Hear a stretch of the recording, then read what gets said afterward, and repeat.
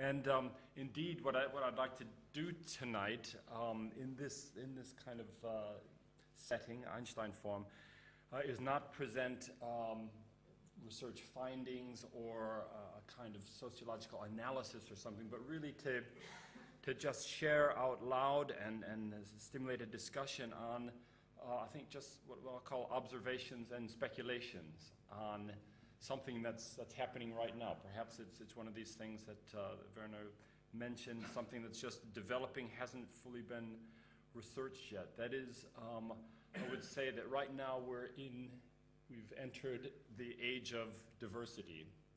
And what I mean by that is society isn't necessarily diverse now and it wasn't before.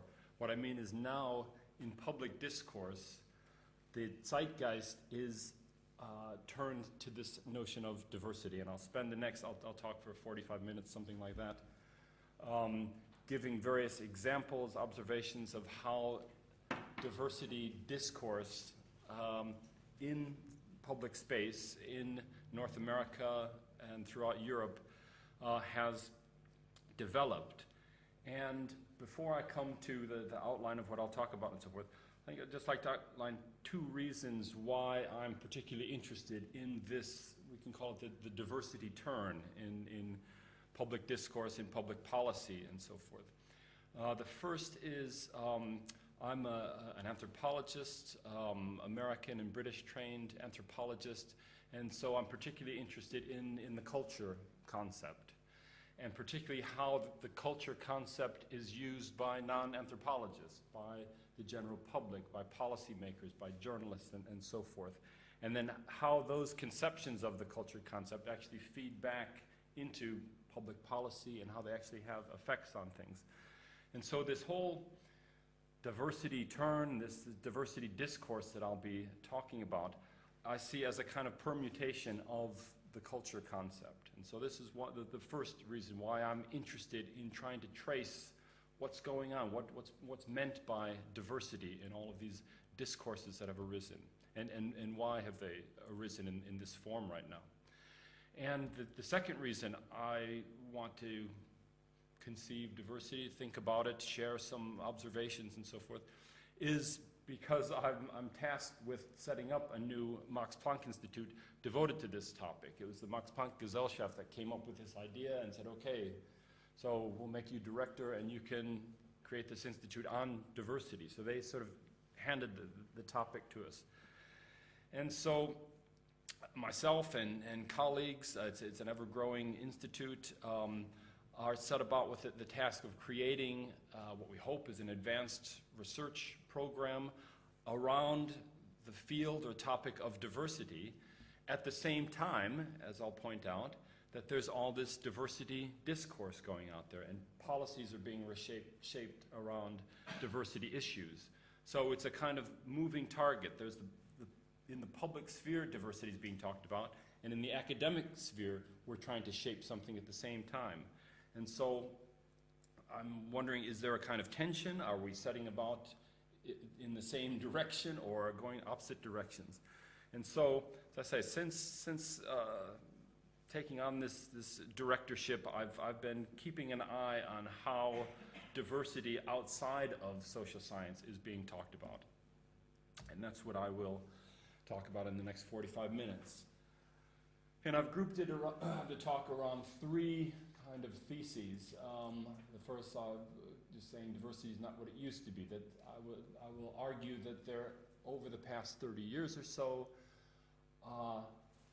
the social and political configuration out there has changed in itself, and this has prompted the need to rethink or to come up with a concept to address changing social and political configurations. So that'll be the first part of the talk where I try to outline some of those. The second is, okay, so a concept of diversity has arisen to meet the challenge of changing social and political configurations, but the concept is meaning very different things in different quarters. Then I will try to wrap it up a little bit with my speculations on how and why diversity discourse has arisen in this way, how it's being taken up and so forth, and then just have a very brief wrap-up conclusion. Right, So the first thesis I want to put forward is that, as I say, over the last 30 years or so, I think there have been some real changing configurations, demographic, political, legal, etc. And these have prompted in various quarters, from local government, national government, business and industry, social science, etc., the need to rethink particular concepts. And so what are the changes? If I say what diversity used to be, well, again, this is a whole area of social science where people talk about, let's say in the older days, we used to think largely in large segments based on class, region, or in particular my field of anthropology or social science, about diversity meaning large ethnic minority groups. And this is what prompted the whole turn to multiculturalism from the 1970s until the turn of the century now. Thinking that diversity means large populations, let's say in Germany, of Turks, Yugoslavs, and Italians, in the UK of Pakistanis, Afro-Caribbeans, and so forth, in France of people from the Maghreb. And this is how diversity was thought about. What I'll talk about in the next few slides is now, I think over the past couple of decades, we've moved to a situation where those large population segments that policymakers and social scientists used to think about by way of diversity have changed, and now we're in a situation of far more complex, multiple, cross-cutting, etc., mobilized categories of difference. And difference has become one of the key words associated with this whole turn to diversity discourse. Okay, so what's the first sort of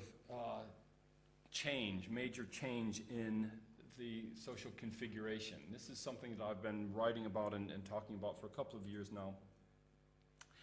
The change in global migration patterns leading towards conditions that I call super diversity. Super not meaning sort of great and powerful, but meaning superseding how we thought about diversity before. And what's behind this change in global migration patterns, and given another talk sometime I could show all the kind of statistics and whatnot, but basically, in a nutshell, in terms of global migration patterns, from the 1950s to the 1970s, I characterize global migration largely surrounding large numbers of people moving from a few places to a few places. So again, large numbers of Turks coming to Germany, large numbers of Mexicans going to the US, large numbers of Indians and Pakistanis going to the UK, under particular kinds of conditions and so forth, but these were the major ways we thought about global migration.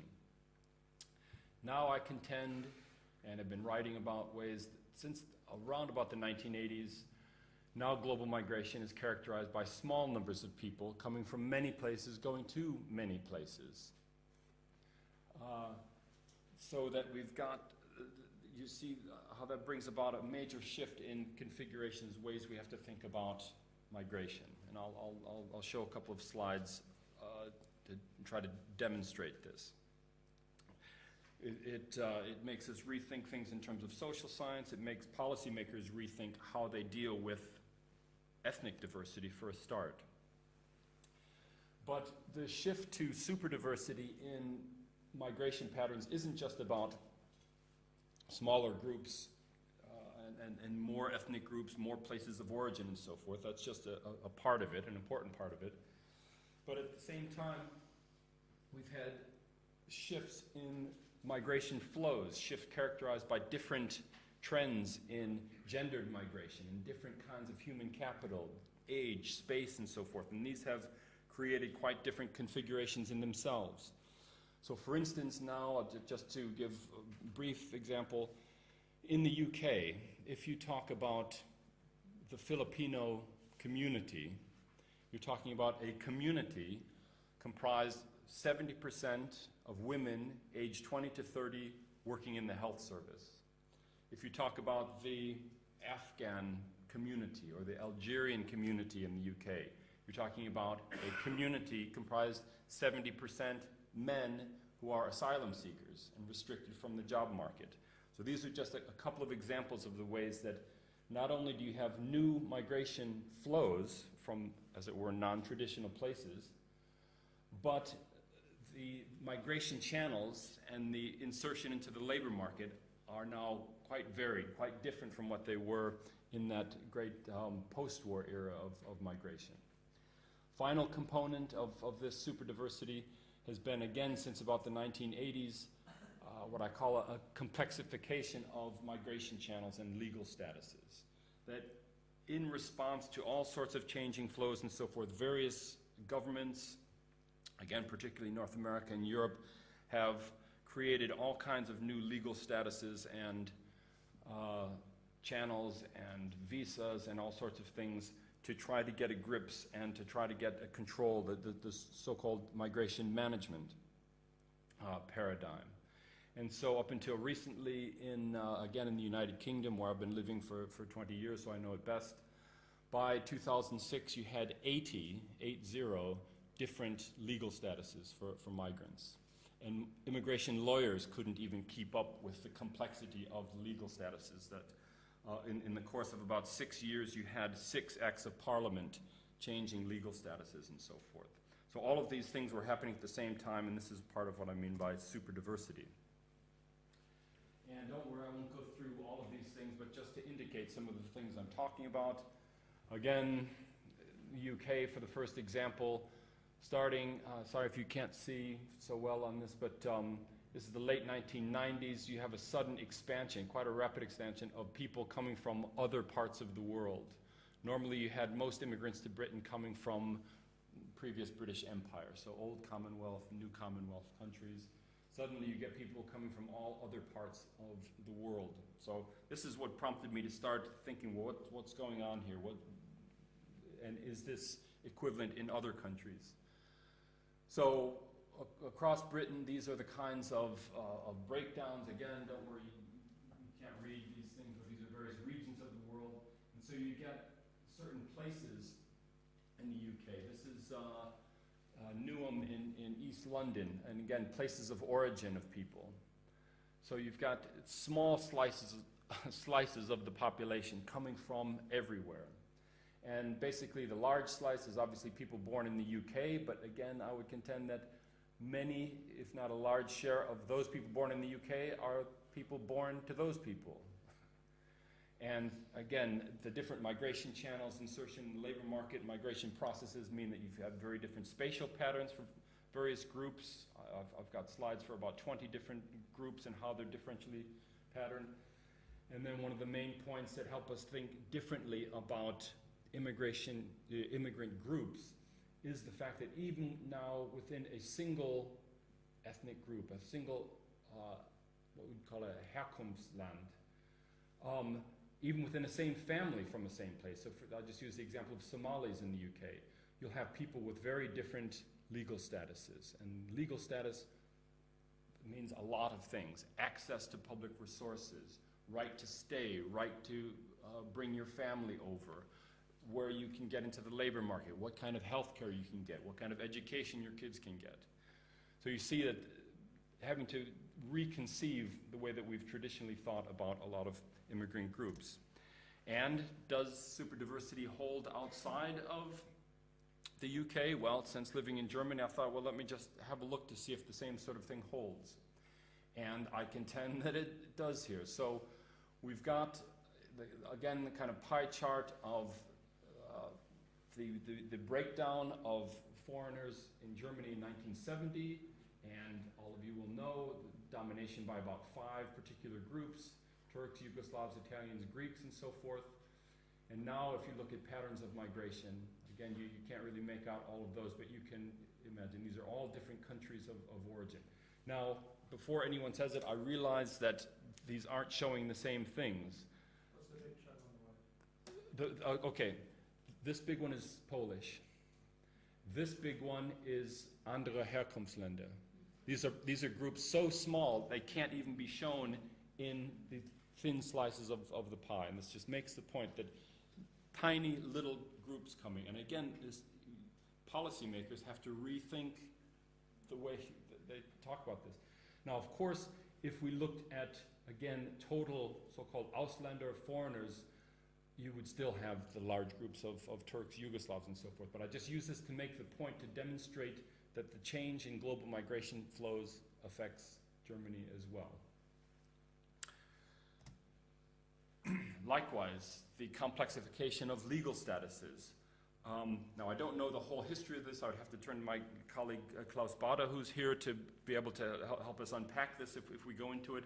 Anyways, I take current legal statuses that I could get a hold of, and my colleagues and I in Göttingen have grouped together, for the purpose of the next slide, different categories of legal status. Okay, so you can see all those. So we group them together so that we could color code them. Okay, so you see, people might disagree, but this is, for our purposes, we just wanted to group them together to be able to show something. I've been asked to do a report for the city of Frankfurt that was just published a couple of weeks ago, looking at, well, the Frankfurt people somehow knew about my super diversity work and asked, could you take a look at Frankfurt to see what, if super diversity is existing here and what should we do about it.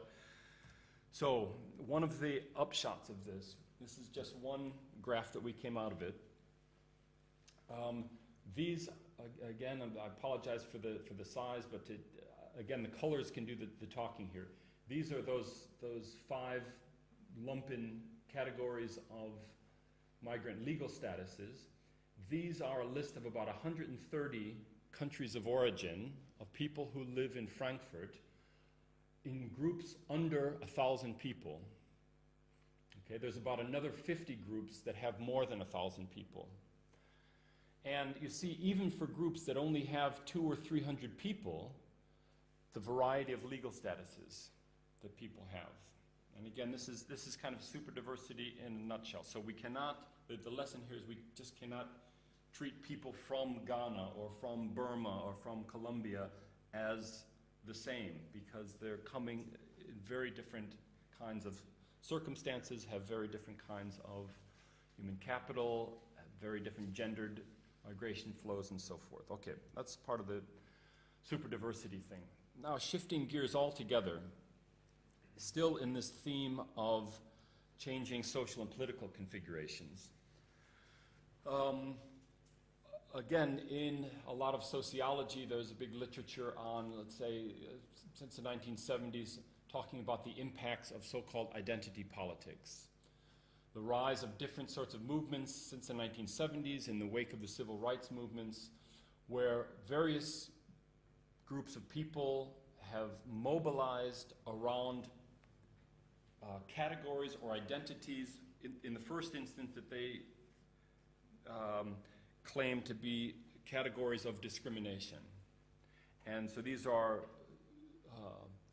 identity politics or social movements based on collective identities, race, ethnicity, religion, gender, the whole women's movement, language, gay rights movement, disability rights movement, and so forth. These are all the kinds of things. I mean, we know these well. These were quite ubiquitous in Western society since the 70s.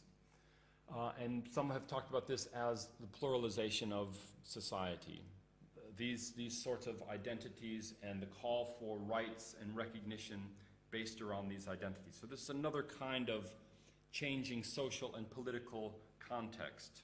Of course, there's always been women and old people and disabled people and gay people and so forth, but the point is that in the political landscape, this quote from Kenny, that since the 1970s, these movements have been so successful that indeed we've seen a whole set of laws change, a whole series of kinds of recognition of groups based around these kinds of identities because of the success of these forms of identity politics. And now, as I say, they've become almost an assumed feature of the political landscape that people have to take account of.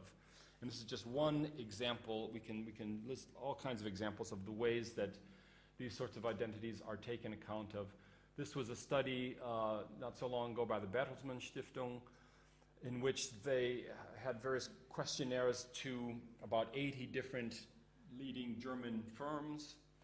And one of the questions they asked them was, these sorts of categories, how important are they? How relevant are they, do you think, to society, to your company, to all these sorts of things?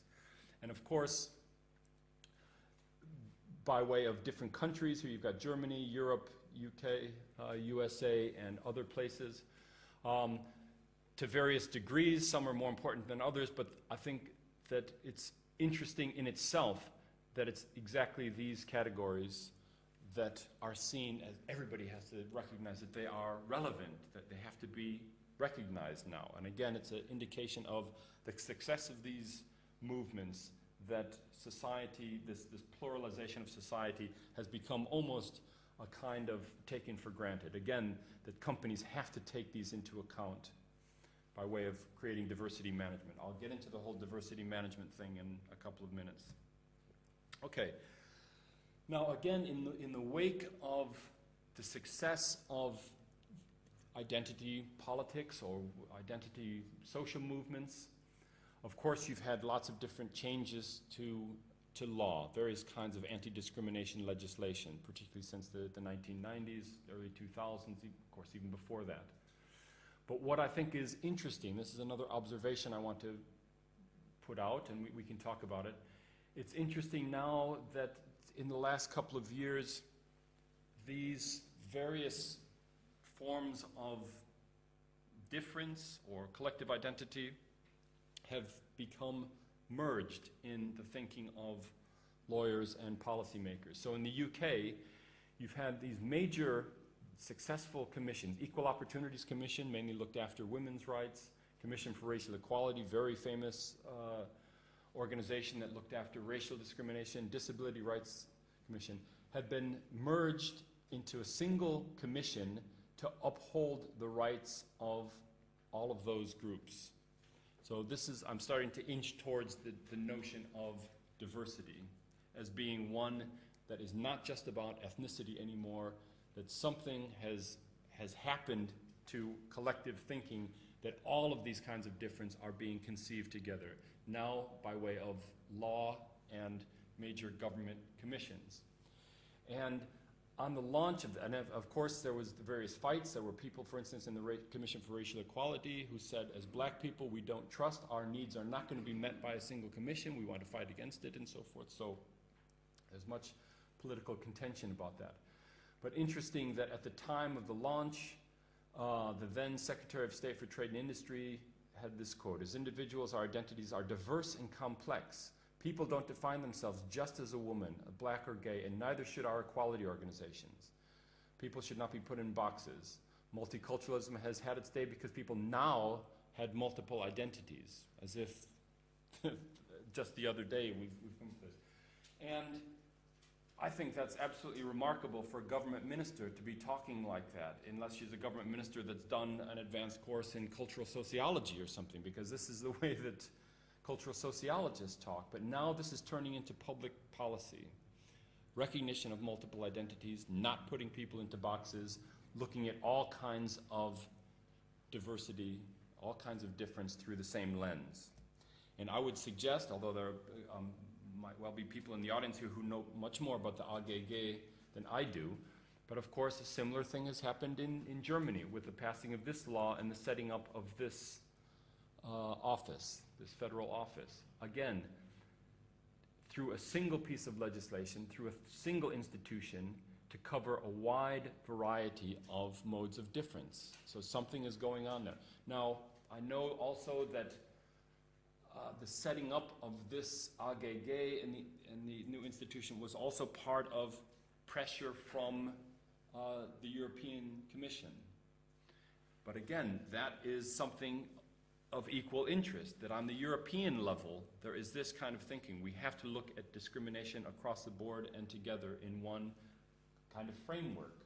So again, why are we going there? I'm not arguing against it. I'm just making observations here that I find of interest. Hope you do as well. Okay, so getting on to the second thesis then, this common conceptual rubric, diversity, and a set of discourses around it, has arisen to address in one swoop all of these kinds of new complex diversities based on notions of difference, and different kinds of difference, I would even say. So it's not surprisingly, the single concept has come to mean a variety of different things, even though we have the same word for it. Okay, so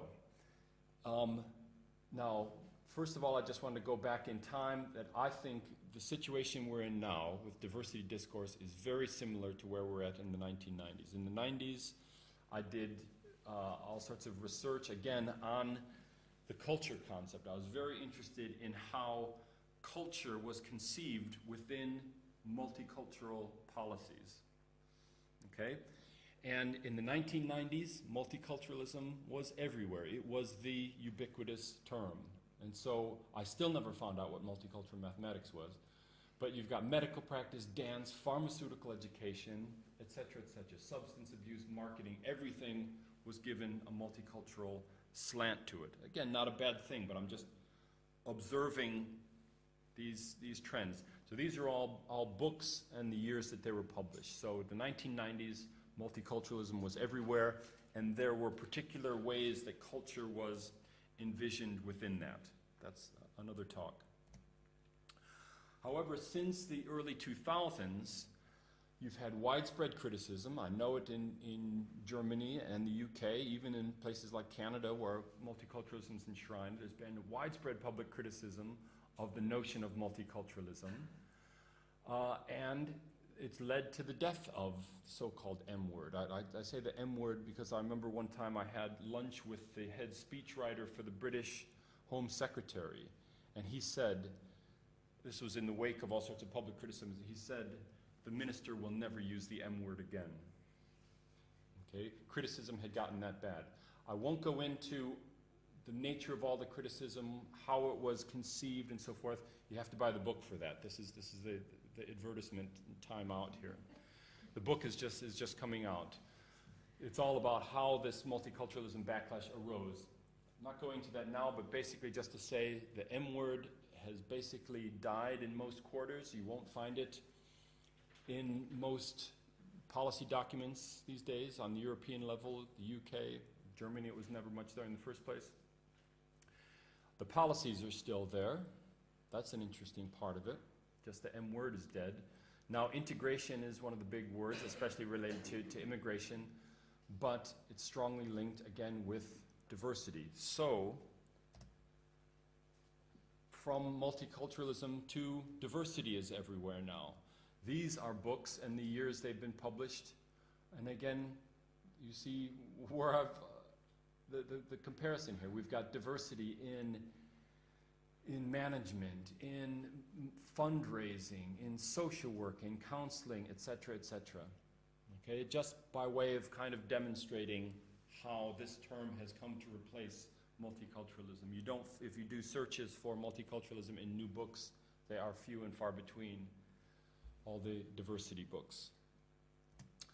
Okay, and one of the key fields, of course, I'm sure many people already here have been exposed to it, in the business world, diversity and diversity management is big news, is big business. It's a multi-million-dollar industry in itself now. Training courses, large firms restructuring themselves, new forms of management, new forms of recruiting, and so forth, all based around a diversity notion. Okay, so these are all just with kinds of examples of how the word pops up. I just throw it up there, but I'm sure many people have observed things themselves. Businesses have to, these days, do something about diversity. And I'll also come to the public sector in a minute, but just before I forget the example, not 3 weeks ago, I was at a large Versammlung of the Max-Planck Society, the Max-Planck-Gesellschaft, and the General Secretary gave us a presentation about how the Max-Planck-Gesellschaft was meeting its requirements in diversity management, and went through a whole thing, what it's doing for women, what it's doing for foreign scientists, what it's doing for ethnic minority promotion, and so forth. So again, almost every major public or business or commercial enterprise has to show these days that it's doing something about diversity. Now, still on the business side of things, this is just an example of some of the reasoning for why businesses should undertake diversity management and promote diversity and so forth. The reason I put this up here, I could have chosen any kind of business diversity management text to show the same thing. You want to do it to unleash talent, to have better understanding of your customers, to work with your partners in Russia and so forth, spot market opportunities. The reason I put this up here is, for me, I was fascinated to see who was publishing this. Again, you've got this brand new Equality and Human Rights Commission, which is the major British public body, the Trades Union Congress, and the Confederation of British Industry. I mean, this is capital and this is labor. These guys are supposed to be antagonists, but they come together with this new commission to together promote the idea we've got to get serious about promoting diversity and all these sorts of reasons. Likewise, public institutions have all kinds of diversity promotion themselves. You've got public television stations, you've got various kinds of public events. This is the Council of Europe having a big program. This is the United States Air Force, which now has a strategic diversity integration office. And I love this, weapons, systems, and people. Okay, so every public institution has to have this. This European truck tour is very interesting. This is by the European Commission. This is a kind of traveling diversity awareness event that is driving up and down Eastern Europe from Latvia to Slovenia, putting on special events in various localities. And again, the idea here is diversity in a broad sense, that not only do you get anti-racist training, and whoever the local organizer is in Hungary, they'll bring out some Roma musicians or something like that, but then they also set up an obstacle course, and people can try sitting in a wheelchair and driving through that. It's all kinds of diversity awareness. And you've got universities, stamps. This is particularly interesting, just tickled by this. This is the cover of a report. You probably can't read it. This is a French National Commission on Diversity and Equal Opportunities. And when the French are talking about diversity, you know that there's a major paradigm shift going on. Sarkozy himself talks about diversity these days. This is amazing times we're living in. So again, this just came out earlier this year, a special report. Also want to point on the largest level we can think of, on a kind of global level, there's a change of thinking. This just came out a couple of weeks ago. This is the new UNESCO World Report. And traditionally, and a lot of anthropologists have been critical of this for decades, UNESCO, of course, has always had something to say about diversity, but its conception of culture was criticized for being very stagnant and very based around the idea that cultures had to be conserved and protected. And that's what most of the previous world reports were about. Suddenly, we're into cultural diversity and saying that that UNESCO has to promote a new approach to cultural diversity, one that takes account of its dynamic nature and the challenges of identity associated with the permanence of cultural change. This is an absolute paradigm shift for UNESCO. And I do have to admit I'm particularly for this because I was a contributor to it, but besides that point, to see UNESCO changing this, because I know that there were a lot of meetings over the last 2 years where this was politically debated intensely. You had the national representatives of UNESCO from around the world, many of them arguing that no, we don't want to change our conception of culture. We don't want to do this diversity thing. But whoever and how the process went, I don't know, but they won out. The whole new report is about cultural diversity and this fact of multifaceted identities. So again, we're getting to this point that diversity is all about individual multiplicity, not about lumping large groups and their unchanging cultures. Okay? Now this is going to be interesting to see how this is read and interpreted in different parts of the world. Diversity now is a traveling concept, we could call it, through something like UNESCO completely changing its perspective on culture. What's happening in Germany? Same sort of process, I would say, of course, unter Vielfalt. And so you've got all kinds of initiatives. These are just examples on various kinds of levels. So from cities, this is from Tübingen, here you got Hamburg, well, Vielfalt bewegt, I think a number of cities have taken that up. Vielfalt bewegt Frankfurt is one slogan, but I think many cities have taken that up. You've got whole regions calling themselves the region of diversity. You've got kids traveling programs. You've got this new initiative, Orte der Vielfalt. And what's interesting also is that these, on the federal level, these are initiatives by different ministries. So Vielfalt tut gut is from the Ministry for Families, etc. I forget the whole thing. Sinos is from Ministry for Arbeit. Everyone is taking up the diversity notion. Now, I would first of all say that you look at most of these kinds of programs, and particularly the Orte der Vielfalt. This is interesting. There's 153 Orte der Vielfalt. German cities where you go to the website, you click on the map on the particular place, Bremen or even quite small places, and it will list all the diversity initiatives that city is undertaking, from special events, training programs, festivals, and so forth, youth events. Okay, so this is quite a major initiative on the local level, but grouped together on a Germany-wide basis. But what I was going to say is that almost all of these Vielfalt-Initiativen, we can call them, are conceiving of Vielfalt meaning ethnic diversity. Okay? It's still very much focused on immigrants, second generation, and so forth. So that's an interesting first departure of diversity meaning different things. The Karte der Vielfalt, many people here might know about this initiative, which the Chancellor is they call it the Schirmherrin for the Karte der Vielfalt. It's really led by Frau Dr. Böhmer, who's the Integrationsbeauftragte. The Karte der Vielfalt is an initiative signed by 600 German firms, from huge ones like Deutsche Telekom through to the kind of Mittelstand Unternehmen, where they sign up to not just an anti-discrimination program to try to promote anti-discrimination, but also try to promote positive values for Mitarbeiter. Okay?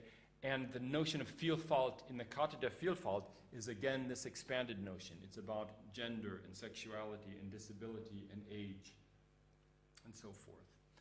So Vielfalt is in the air just as diversity in other places.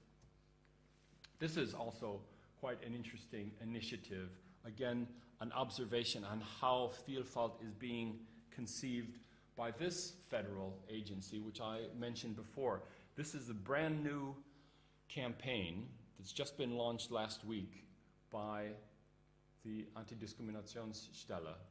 And again, here you're seeing diversity, meaning geistesbehindert, körperlich behindert, age, gender, who's a Jewish guy, who's a gay guy, and this is particularly interesting, which is why I made her bigger. It says, Diskriminierung, gebürtige Türkin, Muslimin, Kopftuchträgerin und Frau. Noch Fragen? So again, this is this notion of multiple identity, multiple modes of discrimination. Now, you can tell me whether this office is doing a good job or not, but again, I think in terms of public discourse and public imagery, this is very interesting. That a federal agency and so forth can be thinking about multiple identities, multiple forms of discrimination, and having to do something about it. I would suggest 25 years ago, agencies would not be thinking like this. But again, we'll see what you think in discussion. A few more slides. Again, in German business, diversity has become quite a big issue. This is a study done, again, of about 80 different German firms as to what kind of diversity management initiatives they're undertaking. It can be anything from having a special manager or human resource person, or putting people through training programs, or having new recruitment strategies. Whatever the diversity management initiative was, you see, according to this questionnaire, this survey, that from about 1998, you get this rapid increase of diversity management initiatives in German companies. Okay, so, and again, this is part of a major trend. These are the reasons why given, and the two largest ones, import aus dem Ausland. It's a very American thing, you could say, starting off, this diversity management. But here, geschaftliche Erwartungen. Again, this point that it's become, through various kinds of social processes that we can try to unpick, it's become a public expectation out there that you have to do something about gender equality, racial equality, sexuality, age, and so forth. And we see it manifesting in concrete programs. Okay, coming towards the end here then. This diversity discourse, as I've already been hinting at, meaning very different things depending on how diversity is being talked about. So, for a lot of companies, in the commercial sector, especially I would say in the US, I've been looking at cases there, when a company is talking about promoting diversity in the workforce, what it's talking about is equal opportunities for visible minorities. Okay, so in the US, this mainly means racial minorities, as conceived there. When an agency, usually some public body, a city government or something, talks about celebrating diversity, they're talking about exhibitions of self-promoted cultural difference. So festivals, food, all of these sorts of things. Again, when companies or public institutions talk about managing diversity, they're pointing to value difference. The fact that, and again, this is in a lot of the diversity management training material, that it's a good thing to have women and gays and old people and ethnic minorities on your team because of their different perspectives and experiences will bring something valuable to your undertaking, whatever it is. So again, it's quite a different sense of diversity than these other two. And then finally, right now, this is particularly in the immigration field, across Europe, from the European level down through most of the most European countries, integration is one of the big buzzwords, but in most of the policy documents, including the German federal integration program, you look at that report, I've looked at it, I forget, I think it's 200 pages long, and the word Vielfalt appears 85 times. Okay, so almost on every other page, integration is put together with diversity. But the general message is that immigrant difference, meaning all sorts of things, is good, but there are limits to it. That's the integration side. And so that's, again, quite a different discourse, quite a different meaning or set of goals to diversity than these other meanings being used at the same time. Okay, second to last slide. How and why this shift to diversity? This is just speculation. Why has this word arisen, and why is it being used in so many different quarters and so many different kinds of policy initiatives and so forth? Well, these are very different kinds of explanations, which I've just thought of. Again, I'd be happy to consider other speculations on why this shift to diversity. One, I would suggest that in a lot of public discourse, there's been a general turn against group identities. Recognition of group identities, group accommodation has become more and more problematic. This has been one of the reasons why the downfall of the M word, multiculturalism. Because, and in some places not unlinked to 9/11 and the fears stimulated by that, there are widespread fears of the creation of Parallelgesellschaften. And if you give too many group rights, group accommodations, you might lead to parallel societies. So diversity and the focus on individual difference is one way that policymakers and public commentators have moved away from group identities. But also at the same time, a lot of people, because of the new awareness on modes of diversity, multiple identity, and so forth, I think a lot of people are unwilling to stereotype group members anymore. So that's another kind of shift away from group identities towards more and more recognition of individual difference. The cultural difference, the difference in lifestyle and values lies in the individual, and we've had changes in law and so forth to recognize that. Now in sociological theory, this could go hand in hand with what's talked about as individualization theory. This is Ulrich Beck and Anthony Giddens and people like that.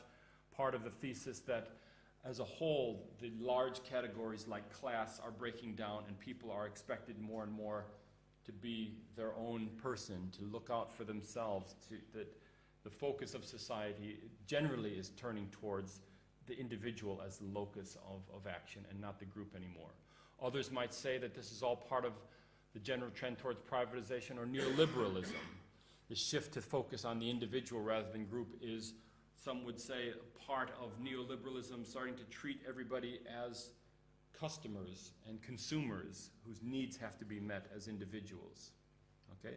I don't particularly buy that, but I'm just laying out a kind of menu of possible reasons that some suggest for a general trend towards recognizing individual difference.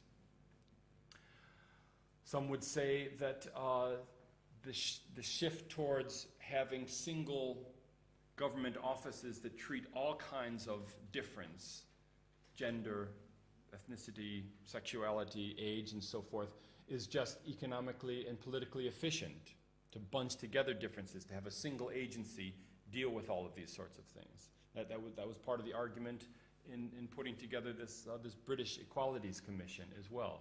It's just efficiency. Critics say, well, it might be efficient, but it has a negative effect that if you put all of these kinds of difference together, that you're actually trivializing difference, that the experiences of women and gays and disabled people and ethnic minorities are not the same kind of difference, so you shouldn't put them together. So say the critics. So there's all that debate still going on right now about having single anti-discrimination laws and so forth. Another possible trend that some have talked about, the rise of rightsism, that perhaps in the wake of these identity social movements and civil rights, that everything have rights, that car drivers have a set of rights and mobilize, that animals have rights, that people who use the pedestrian have certain kinds of rights, and some would say it's kind of rightsism gone mad. It's a changing mode of public recognition, of recognizing everybody has certain rights and it has to be enshrined in law and protected in law. Again, not my view, but one of the possible types of criticism or social theory out there. Others say, well, all of this sort of stuff and diversity management and all of this is just tokenism or fear of lawsuits. Because you've got all of these laws now against discrimination, that businesses are just doing all this diversity management stuff because they're afraid of getting sued if they don't. Or the fact that public expectations, as I say, for various reasons and processes, have come to just expect certain recognition of difference in public and commercial institutions, that you have to do it. So it's another kind of tokenism. So critics would say that, oh yeah, most of these companies that sign up to the Karte der Vielfalt are just doing it so that they can put the logo on their company brochure and then forget about actual doing something about discrimination in the workplace. And finally, there's this one that a number of us are trying to think about right now. In social science, there are various attempts to retool, to think about new forms of cultural complexity. And the super diversity thing is just one example, but there are various people out there right now trying to link up new forms of complexity thinking with all these kinds of changes and other kinds of changes happening to the social and political configuration. And so my sort of summary, which is not going to satisfy many, is I'm never for a unicausal explanation. I think the shift, the how and why of the shift to diversity is an uneven combination of lots of these things, because we're talking about a very uneven landscape where this discourse is taking place anyways, from local government to national government to the EU level, from small business firms to large international corporations, in the media and so forth. People are meaning different things by it, as I pointed out, and there are different reasons for why they're meaning different things by it.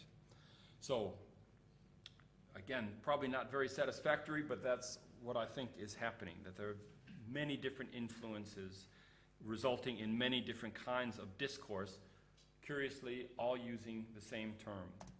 So, final slide, conclusion. I would say that, again, we're in the age of diversity, as I've tried to demonstrate, probably all too quickly and superficially, that this term is out there, it's defining things, it's setting up public policies, there's lots of money shifting, there's restructuring. So it's a very successful term that's arisen in many ways, I would say, just since the turn of the century. And I think the reason why it's so successful is because it's so ambivalent, and it's what I would call multivalent. That is, it has different meanings to different people.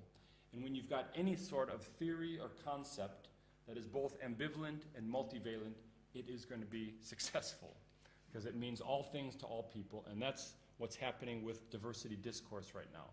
Final point, I've done observation, speculation, now I'll end on opinion, that the diversity concept is, as I've been intimating throughout, is full of flaws, it's full of vagueness, it's all about ambivalence. It's in vogue right now, it's very much the term of the month, and any term that's in vogue we should be suspicious of and critical of, or at least try to figure out why it's become into vogue. It's all those things, yes. However, in light of all these changes in sociocultural configurations, I think it's better to have the diversity term with all of its flaws and multiple meanings than not to, because I think somehow in some places it is doing some good, however we define that. My final point, my opinion, but I'll be very interested to hear your speculations, observations, and opinions as well. So thanks for listening.